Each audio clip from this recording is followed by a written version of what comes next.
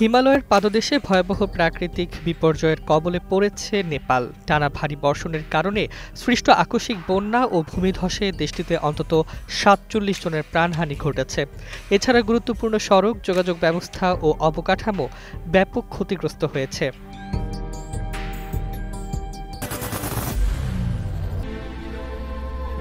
I am Ox. ৫ October রোববার নেপালের armed police ফোর্সের মুখপাত্র কালিদাস ধৌবুজি জানান, পূর্বাঞ্চলের ভারতের সীমান্ত ঘেঁষা ইলাম জেলায় পৃথক ভূমিধসের ঘটনায় ৩৫ জনের মৃত্যু হয়েছে। একই সঙ্গে বন্যার পানিতে ভেসে গিয়ে নিখোঁজ রয়েছেন ৯ জন। তাছাড়া বজ্রপাতে প্রাণ হারিয়েছেন আরও ৩ জন। ধৌবুজি জানান, গত কয়েকদিনের টানা বর্ষণে পূর্ব ও মধ্যাঞ্চলের পরিস্থিতি ভয়াবহ রূপ নিয়েছে। নদী নালা ফুলে ফেঁপে উঠেছে, পাহাড়ি ঢাল ভেঙে পড়েছে, ফলে জনজীবন মারাত্মকভাবে বিপর্যস্ত হয়ে পড়েছে।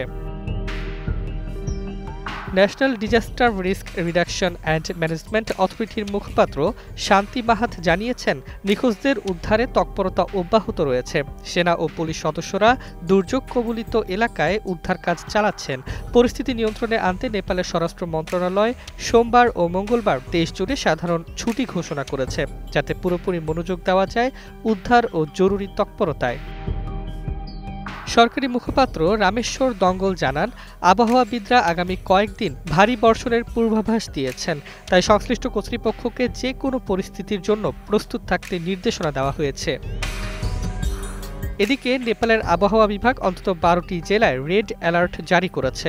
স্বরাষ্ট্রমন্ত্রী কামাল রাম যোশী নাগরিকদের সতর্ক করে নদী ও জলাশয়ের আশপাশ থেকে দ্রুত সরে যাওয়ার আহ্বান জানিয়েছেন।